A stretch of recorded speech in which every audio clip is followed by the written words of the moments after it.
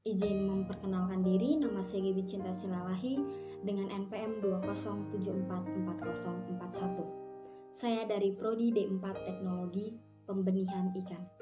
Pada kesempatan hari ini, di sini saya akan menyampaikan firman Tuhan yang terdapat dari 1 Tawarik 16 ayat 10 sampai 15. Demikian firman Tuhan, bermegahlah di dalam namanya yang kudus. Biarlah bersuka hati orang-orang yang mencari Tuhan. Carilah Tuhan dan kekuatannya, carilah wajahnya selalu. Ingatlah perbuatan-perbuatan ajaib yang dilakukannya, mujizat-mujizatnya, dan penghukuman-penghukuman yang diucapkannya. Hai anak cucu Israel, hambanya, hai anak-anak Yakub, orang-orang pilihannya. Dialah Tuhan, Allah kita, di seluruh bumi berlaku penghukumannya.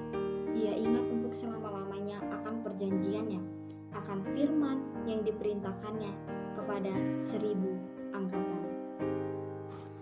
Saudara yang dikasihi Tuhan, kerinduan Tuhan bagi kita memiliki hubungan yang dekat dan pribadi yang erat setiap harinya. Tapi di sini, baik sebagai generasi muda maupun sebagai orang tua, kita sering sekali melalaikan persekutuan kita dengan Tuhan. Kita lebih mementingkan kesenangan kita, lebih mementingkan kebahagiaan kita. Bahkan yang lebih parahnya lagi, lebih mementingkan harta duniawi sampai kita rela meninggalkan Tuhan di dalam hidup kita. Orang yang demikian adalah orang yang menjalani kehidupannya dengan semaunya sendiri, dengan egonya, dengan pikirannya sendiri, tanpa memikirkan ke depannya bagaimana. Bahkan dalam mengambil sesuatu keputusan pun, dia tidak mencari petunjuk dan tidak minta tuntunan dari Tuhan. Nah, ketika masalah mulai terjadi di hidupnya, harusnya kita berpikir, kita merendahkan diri.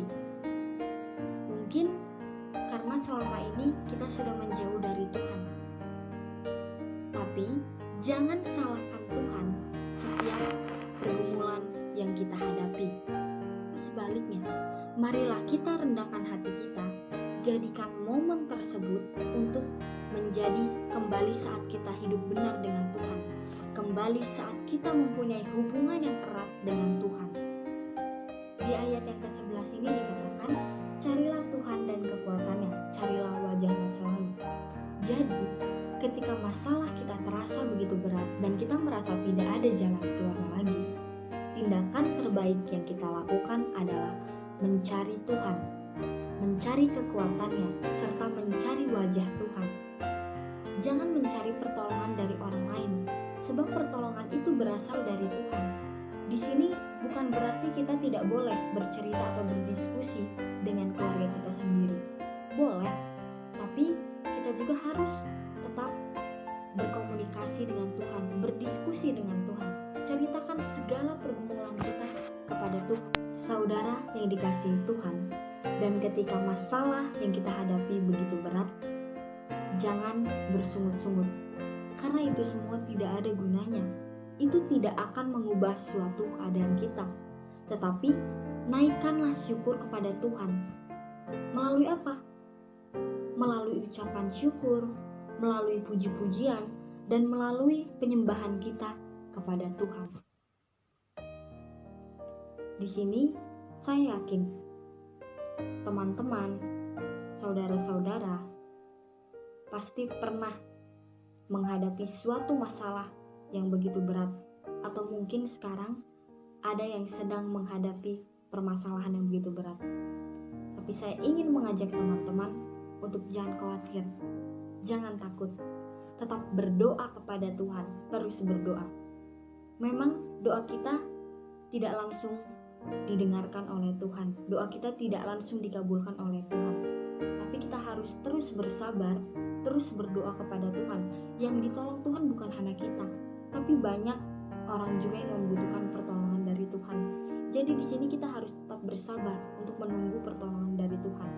Jangan pernah bosan untuk berdoa dan terus berdoa kepada Tuhan. Ketika kita mengangkat tangan kita, maka Tuhan akan menurunkan tangannya. Untuk apa? Untuk menolong kita. Tuhan itu akan menopang kita dalam menjalani semua pergumulan hidup kita. Sekutulah secara pribadi kepada Tuhan. Baca Alkitab, renungkanlah firman-Nya, berdoa, dan minta hikmat dari Tuhan atas apa yang akan kita lakukan di dalam hidup kita.